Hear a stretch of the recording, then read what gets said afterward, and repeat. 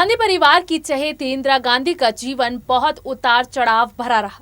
इंदिरा गांधी को जवाहरलाल नेहरू से राजनीति विरासत में मिली थी, लेकिन इसके बावजूद उन्होंने अपने करियर के दौरान बहुत सी मुश्किलों का सामना किया। इंदिरा के जीवन से जुड़ी कई कहानियां ऐसी हैं जो अनसुनी और अनकही हैं। आज इन्हीं में से एक कहानी से हम उठाएंगे पर्दा, जो जुड़ी है गांधी परिवार की छोटी बहू मेनका गांधी से। ऐसा कहा जाता है कि इंदिरा गांधी ने आधी रात के अंधेरे में मेनका को घर से बाहर निकाल दिया था, वो भी उनके बेटे के साथ। आज किस्सा राजनीति का में होगी गांधी परिवार से जुड़े इसी किस्से के बारे में बात। नमस्कार, मैं हूं मीनाक्षी गुप्ता और आप देख रहे हैं SPN 9 न्यूज। किस्सा राजनीति का में बात करेंगे इंदिरा गांधी और मेनका गांधी से जुड़े इसी किस्से। गांधी परिवार के दो चिराग राजीव गांधी और संजय गांधी तत्कालीन प्रधानमंत्री इंदिरा की आंखों की दो पुतलियां हुआ करती थी, जिसमें राजीव का राजनीति से ताल्लुक नहीं होता था, जबकि संजय ने आपातकाल जैसे समय में इंदिरा की राजनीति को चमकाने का काम लगातार किया था। और यही कारण था कि संजय गांधी को इंदिरा का राजनीतिक उत्तराधिकारी होने की बात की जाती थी। लेकिन परिस्थितियों के बदलाव ने इंदिरा को अपने बड़े बेटे राजीव को राजनीति में लाने के लिए मजबूर किया। एक समय हुआ करता था जब संजय से राजनीतिक चर्चा करते समय इंदिरा राजीव को कमरे से बाहर जाने के लिए कह दिया करती थी। 70 के दशक में लोकप्रिय युवा नेता की छवि संजय गांधी की हुआ करती थी, लेकिन राजनीतिक समीकरण तो तब बदल गए जब दिल्ली स्थित फ्लाइंग क्लब के इंस्ट्रक्टर सुभाष सक्सेना संग संजय गांधी ने 2 सीटर प्लेन में सवार होकर उड़ान भरी, लेकिन दिल्ली के दक्षिणी पर्वत श्रेणियों में ये विमान क्रैश कर गया। 23 जून 1980 संजय और सुभाष सक्सेना की इस विमान दुर्घटना में मौत हो गई। गांधी परिवार के बेहद करीबी रहे लेखक खुशवंत सिंह ने संजय गांधी की मौत के बाद मचे पारिवारिक हलाकान और निजी कलह के बारे में अपनी किताब में जिक्र भी किया है। गांधी परिवार पर लिखी गई किताब सच, प्यार और थोड़ी सी शरारत में जो बातें लेखक खुशवंत ने बताई, उसे पता चलता है कि मेनका ने कैसे गांधी परिवार से पाला बदला।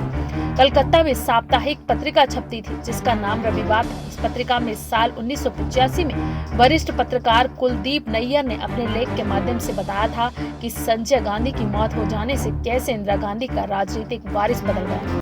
संजय गांधी के निधन के बाद इंदिरा और मेनका के रिश्ते में तकरार बढ़ने लगी।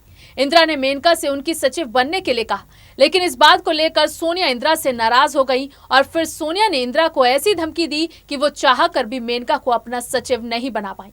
इंदिरा ने अपना राजनीतिक वारिस खोया, लेकिन बड़े बेटे राजीव को कुछ बड़े नेताओं के जरिए राजनीति में लाने के लिए मना लिया। वहीं मेनका ने अपने पति संजय की राजनीतिक संज्ञा को आकार देने की मंशा बना ली। खैर, इंदिरा ने मेनका को कहा कि तुम मेरी सचिव के रूप में काम करो और राजनीतिक रणनीतियों में मेरा हाथ बटाओ। लेकिन राजीव गांधी की पत्नी सोनिया ने इंदिरा को चेतावनी देते हुए कहा कि मेनका को सचिव बनाया तो मैं अपने पूरे परिवार के साथ इटली चली जाऊंगी। इंदिरा के करीब संजय के बराबर ही सोनिया भी थी। सोनिया के इस अड़ंगे से इंदिरा ने अपने राजनीतिक गुरु धीरेन्द्र ब्रह्मचारी के द्वारा मेनका को कहलवा दिया कि आपको सचिव नहीं बनाया जाएगा। इंदिरा के साथ आए दिन होने वाले मनमुटाव मेनका को अब खलने लगे थे, इसलिए उन्होंने हमेशा के लिए अपनी मां के यहाँ जाने का फैसला कर लिया। और फिर मेनका ने उस मौके का बखूबी इस्तेमाल किया जब इंदिरा सोनिया के साथ भारत उत्सव में शामिल होने के लिए लंदन रवाना हुई। इंदिरा को संजय गांधी के जिंदा रहते ही उनकी पत्नी मेनका पसंद नहीं थी, क्योंकि संजय का झुकाव अपनी ससुराल की तरफ ज्यादा रहता था। इस बात से इंदिरा को बुरा लगता था कि अपने गांधी परिवार की बजाय ससुराल का माहौल ज्यादा रास आता है।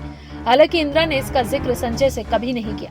जब संजय की मौत हो गई तब से ही इंदिरा को मेनका और भी बुरी लगने लगी। खाने की मेज पर मेनका को अब इतनी तवज्जो नहीं मिलती थी, जिससे मेनका को और भी बुरा लगता था। इंदिरा और मेनका में बातों बातों में तकरार बढ़ती चली गई। और फिर 28 मार्च 1982 को लंदन से लौटने के तुरंत बाद ही इंदिरा गांधी ने अपने राजनीतिक गुरु धीरेन्द्र ब्रह्मचारी और अपने करीबी राजनीतिक सलाहकार RK धवन के सामने मेनका को जमकर खरी खोटी सुनाई।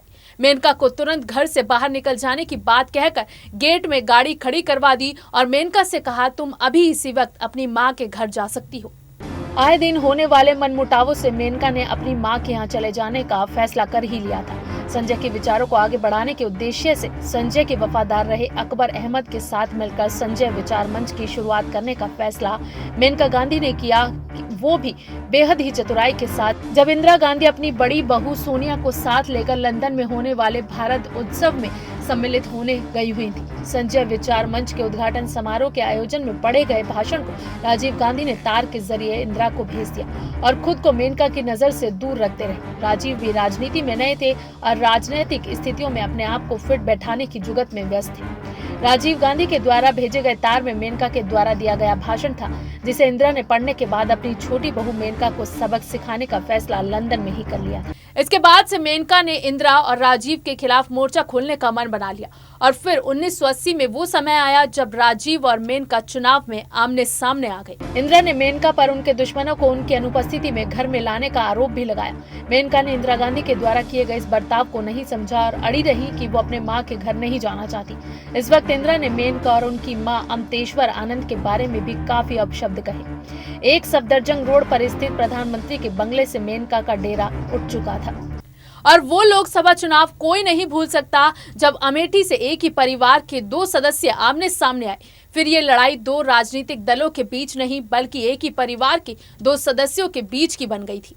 1980 में जनता पार्टी की सरकार गिर गई और मध्य अवधि में चुनाव हुए। इंदिरा गांधी ने कांग्रेस पार्टी की अगुवाई करते हुए एक हफ्ते में एक बार फिर वापसी की।